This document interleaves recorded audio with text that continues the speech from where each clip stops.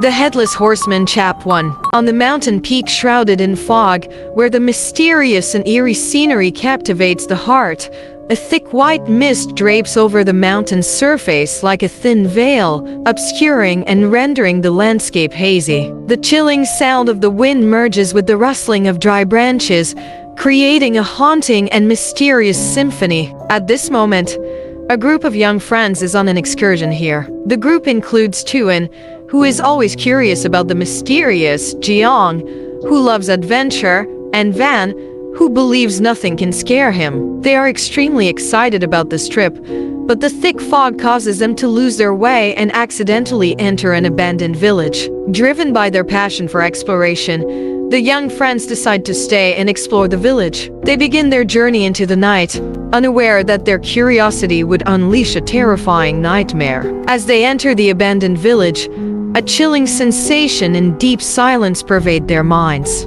The old houses with broken windows and crooked doors stand precariously in the dark, creating an eerie atmosphere. Darkness engulfs every corner, and the dim moonlight casts shadowy and frightening figures. The cold radiates from every crumbling brick and every closed door, making the air feel chilling and terrifying. The village lies amidst a dense fog, making them feel as if they've stepped into a world of ghosts. "So desolate," Jiang murmured. She loves adventure but feels a bit scared by the village's gloomy atmosphere. But Van, hearing her, mocked, "What are you scared of? Don't you find it thrilling?" While the two bickered, Tuan spotted an ancient temple. Unable to contain his curiosity, he invited his friends inside. The three quickly entered the temple and used a flashlight to illuminate the interior, discovering a strange statue on the altar. "This must be the deity the villagers worshipped," Jiang said as she approached the statue. Van, intending to tease her,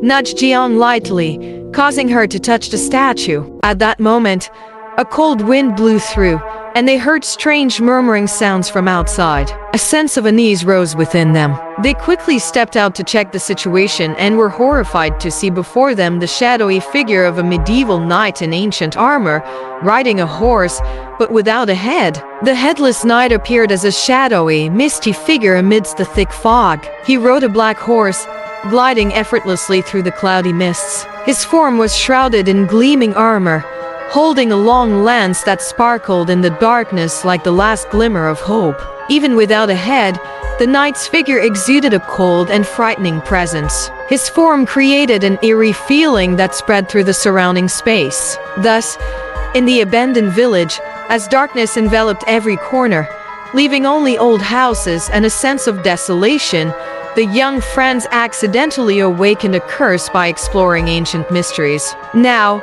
they must face the headless knight, the village's haunting nightmare.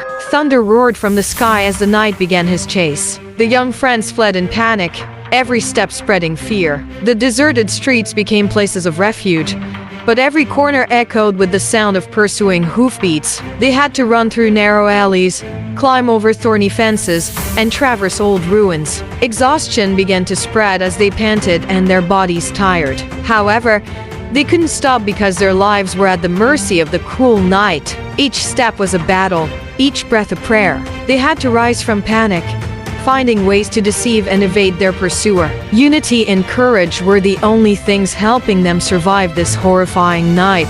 The haunting chase continued, but the young friends never stopped looking for an escape from the knight's sharp lance. They hoped this was just a dark nightmare they would overcome and survive. However, when the knight's long lance struck Van, they realized this was reality, not a nightmare. Van was wounded, his body bleeding, and he collapsed on the road. The friends used all their strength to lift him and ran into a nearby abandoned house. While Jiang tried to bandage Van's wound, the headless knight approached. Tuan decided to distract the knight, running in another direction to save his friends. Tuan ran fast along the road, cold sweat running down his back. The headless knight kept chasing, each hoofbeat bringing him closer. As Tuan stumbled and fell during the chase, he desperately looked at the knight's long lance about to pierce him.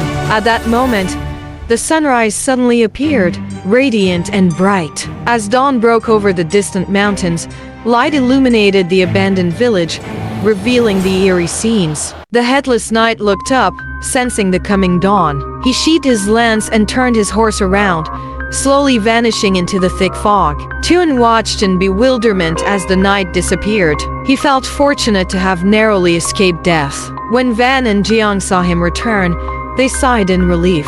The group looked at each other, grateful for the sudden release from their terrifying nightmare. Their trembling fingers clasped each other, thankful for the luck that allowed them to survive the night filled with fear. "We need to get out of this village," Jiang said, her voice trembling. The group nodded in agreement. They quickly helped Van out of the dreadful village, but they couldn't find the way out despite searching everywhere. Disappointment filled them as no trace of the path back was found.